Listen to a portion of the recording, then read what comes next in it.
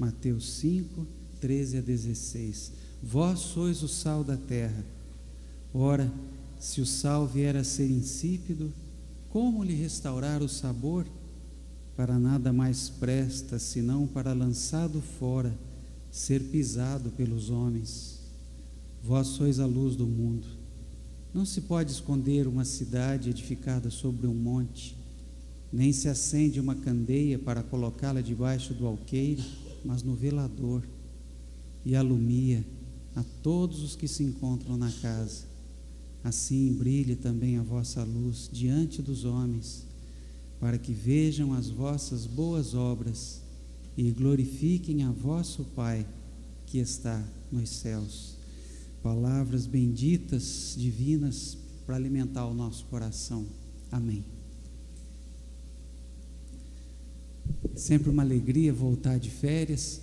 Quero agradecer ao pastor Leonardo, nosso querido Léo, pastor Bruno, por estarem aqui à frente da comunidade nesse período.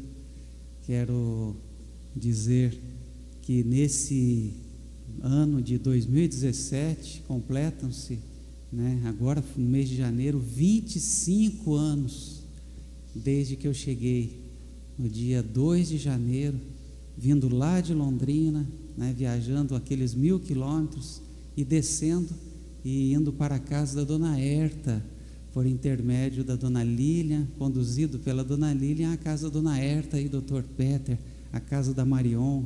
Marion já era casada naquela época, inclusive eu fiquei no quarto que era da Marion, quartinho todo arrumado. Fiquei lá 6 meses e depois me mudei lá para Copacabana. Então, 25 anos. É um casamento, E as pessoas ficam, nossa, mas 25 anos numa igreja? Eu falei, as pessoas não se casam e não dura 50 anos? É uma relação. E a cada ano eu me sinto renovado para dar o passo seguinte.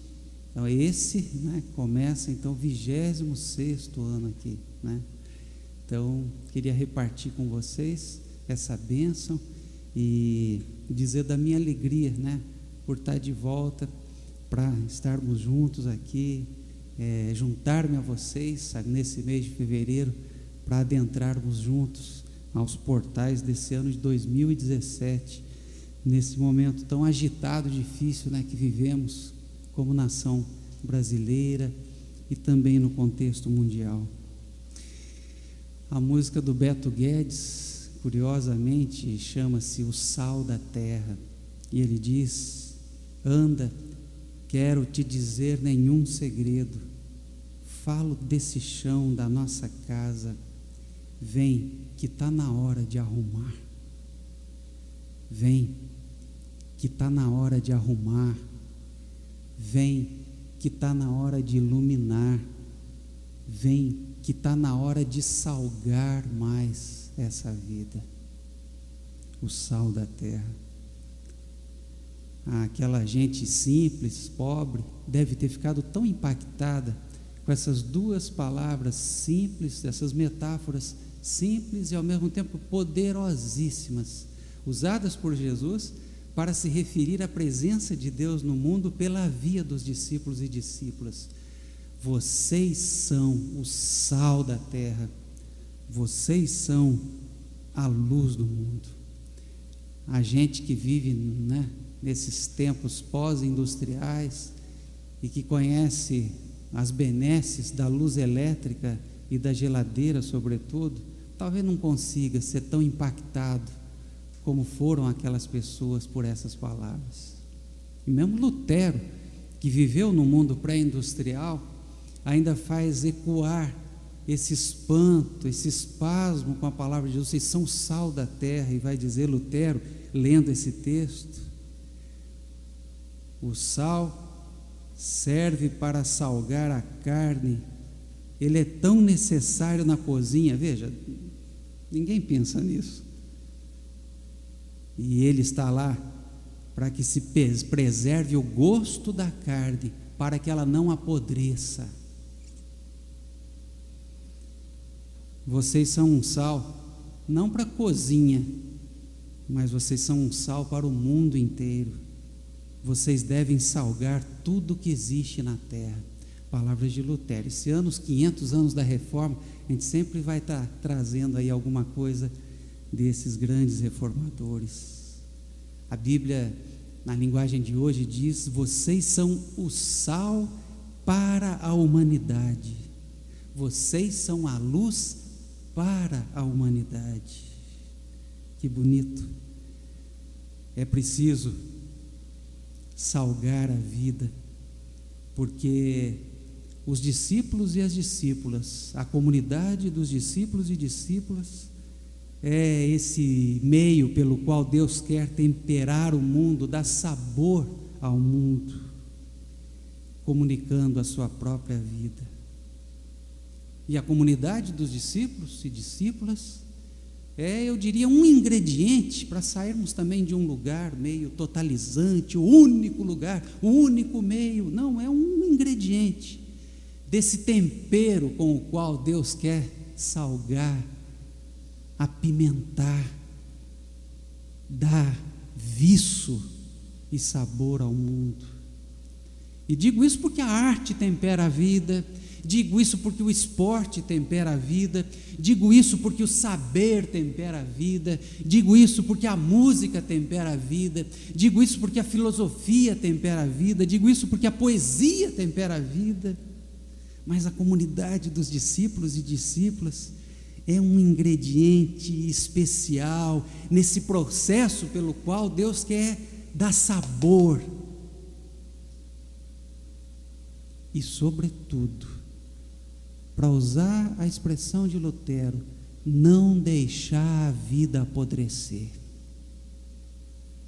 Porque a vida apodrece como a nossa carne se deixada ao relento, como as nossas relações se deixadas a esmo, como as coisas, todas elas, tantas quantas forem, se não forem cuidadas, salgadas, tocadas, amparadas, vistas.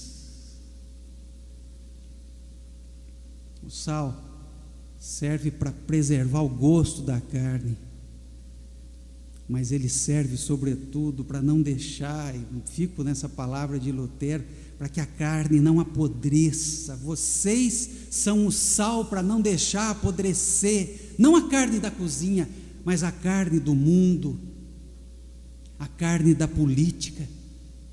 Eu acho que hoje a gente sente isso, né? Como que a fé, como que a comunidade dos discípulos e discípulas, como essas forças, né? Essas forças que são esses ingredientes da presença de Deus no mundo, abandonaram a sua vocação. E como a gente observa a importância, por exemplo, a carne da política tão viçosa, que traz em si o frescor da utopia e com muita facilidade vai se putrefando, vai deixando de ser uma forma de servir a vida, servir as pessoas, para tornar-se uma forma de servir-se da vida, servir-se das pessoas. É preciso salgar essa carne, senão ela apodrece. É preciso salgar a carne do mundo como tempero do Evangelho, porque o Evangelho salga, o Evangelho salva, o Evangelho regenera, o Evangelho dá gosto à carne do mundo, dá alegria à tristeza do mundo. A primeira palavra de Jesus no sermão, né, e hoje é a continuidade do Sermão da Montanha. Bruno falou sobre o texto aqui na semana passada. É a alegria do mundo, o Evangelho é a alegria do mundo.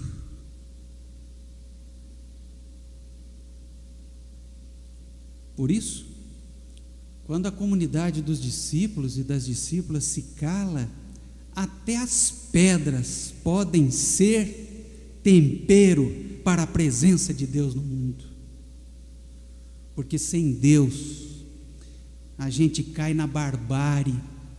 Porque sem o sal do Evangelho, a gente se degenera, a gente se emputrefa, a gente apodrece. Para dizer de maneira mais explícita, o que a gente poderia dizer aqui de maneira poética. E talvez por isso mesmo, Jesus coloca essa expressão logo no começo do seu sermão, porque o perigo é a gente adocicar o que veio antes. Bem-aventurados os pobres, felizes os que choram, felizes os que são misericordiosos, felizes os puros de coração, felizes os pacificadores, para não nos deixar adocicar a força dessa palavra de Jesus. Ele diz: vocês são o sal da terra, o Evangelho é sal, a presença de Deus é sal. Talvez o grande risco da comunidade de Jesus, dos discípulos e discípulas de Jesus, seja esse: adocicar aquilo que não é doce, aquilo que é sal, neutralizar a força do sal, que é o Evangelho. Cristãos que às vezes fazem de tudo para neutralizar o Evangelho, para submergir o Evangelho, como disse Paul Evdokimov, o teólogo ortodoxo, num líquido neutralizante. E aí, o Evangelho fica neutralizado, essa palavra que ouvimos fica amortecida, e a religião torna-se uma coisa prudente, razoável, não podendo ser outra coisa senão coisa a ser vomitada.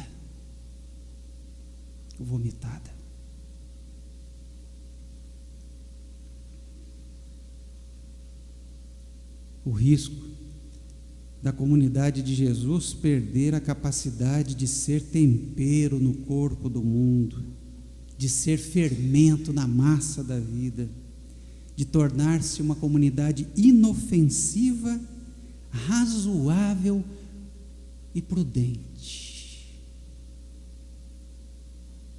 querendo se preservar a todo custo, querendo se autoglorificar, querendo se promover, querendo se colocar num lugar que não é o dela. Somos sal que deve estar perdido, enfiado na massa do mundo, no óleo do mundo, no macarrão do mundo. Fale a comida que vocês quiserem. Isso fala de uma humildade, isso fala de um elemento assim tão...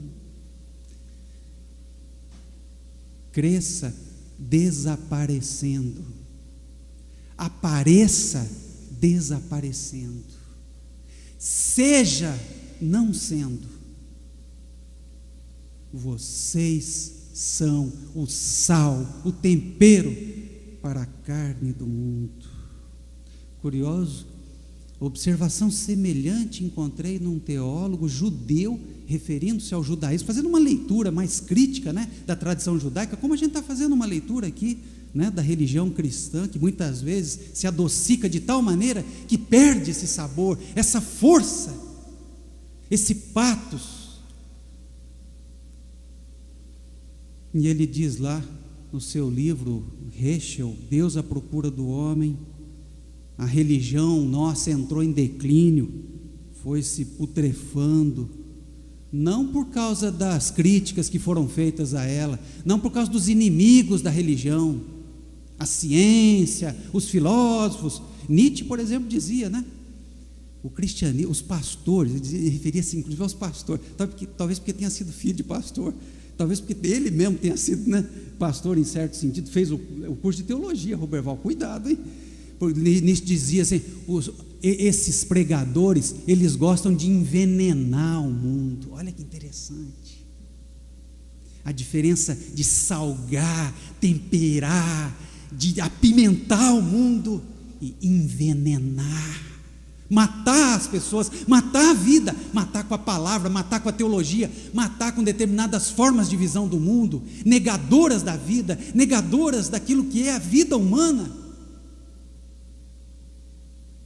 Heschel vai dizer, não foram os filósofos críticos da religião que tornaram a nossa religião insípida, não foram os filósofos, não foram os críticos, não foram os cientistas que descobriram aquilo que a religião achava julgar descobrir. Ele diz, a gente foi putrefando pelos nossos próprios defeitos e por isso nos tornamos insípidos, insensíveis e opressivos. religiões insípidas, insensíveis e opressivas. Vocês conhecem alguma religião assim?